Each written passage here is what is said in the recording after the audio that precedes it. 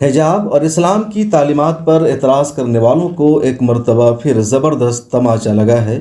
ان لوگوں کو بھی جواب مل گیا ہے جو لگاتار مسلمان خواتین کے بارے میں گفتگو کرتے ہیں کہ انہیں گھر میں قید کر کے رکھا جاتا ہے اور اس کی آڑ میں حجاب کا مذاق اڑایا جاتا ہے۔ حجاب پر تنقید کرنے والوں کو یہ جواب کسی مسلم ملک سعودی عرب اور ایران سے نہیں ملا ہے بلکہ امریکہ سے عملی طور پر ملا ہے، جو سیکولرزم اور جمہوریت کا سب سے بڑا علمبردار مانا جاتا ہے۔ ہم بات کر رہے ہیں امریکہ میں تاریخ رقم کرنے والی 23 سالہ نبیلہ سید کی، جو پابندی سے حجاب کرتی ہیں، اسلامی تشخص اور اسلامی تہذیب کے مطابق زندگی گزارتی ہیں، بھارتی نژاد ہیں اور اپنی اس شناخت کے ساتھ امریکی انتخاب میں شاندار جیت حاصل کی ہے، جن کا اس وقت پوری دنیا میں چرچا ہو رہا ہے۔ آئیے بتاتے ہیں نبیلہ سید کی پوری کہانی، اور یہ بھی کہ امریکی اسمبلی کے رکن منتخب ہونے کے بعد اپنے پہلے انٹرویو میں نبیلہ نے کیا کہا ہے۔ امریکہ کی ریاست النوائے کی جنرل اسمبلی کے لیے حالیہ دنوں میں انتخابات ہوئے ہیں، جن میں ڈیموکریٹ پارٹی سے امیدوار بنائی گئی تھی نبیلہ سید۔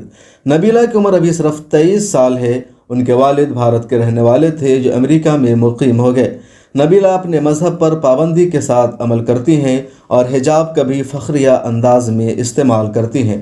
ریاستی الیکشن میں ڈیموکریٹ نے انہیں اپنا امیدوار بنایا اور انتخاب میں 52% ووٹ حاصل کر کے شاندار جیت حاصل کی۔ ان کے حریف اور مد مقابل ریپبلکن پارٹی کے امیدوار تھے کرس بوس، جن کو بدترین شکست کا سامنا کرنا پڑا۔ اسمبلی کے رکن منتخب ہونے کے بعد نبیلہ نے ٹویٹ کر کے جانکاری دی اور کہا، میں 23 سال کی نبیلہ سید ہوں۔ مجھے یہ بتاتے ہوئے خوشی ہو رہی ہے کہ جنرل اسمبلی کا الیکشن میں نے جیت لیا ہے اور امریکہ کی سب سے کم عمر کی میں رکن اسمبلی ہوں۔ اسمبلی کے رکن منتخب ہونے کے بعد این ڈی ٹی وی نے نبیلہ سید سے ویڈیو کانفرنس کے ذریعے ایک انٹرویو کیا ہے۔ انٹرویو میں کیا کچھ ہوا ہے، آئیے وہ بھی جان لیتے ہیں۔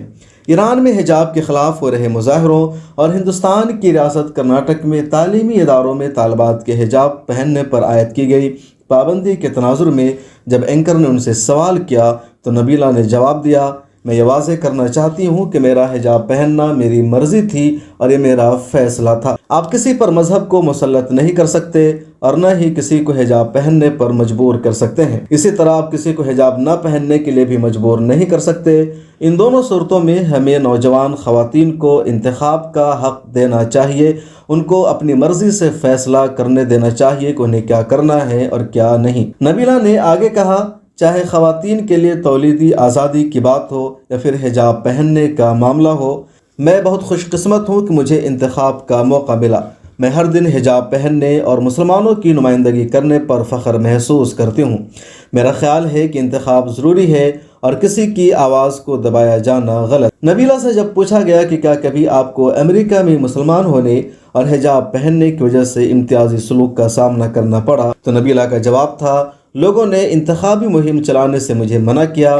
انہوں نے کہا، نبیلہ تم ہندوستانی ہو، حجاب پہنتی ہو اور مسلمان نظر آتی ہو، تمہیں کسی اور کو اس سیٹ کے لیے مہم چلانے کو کہنا چاہیے۔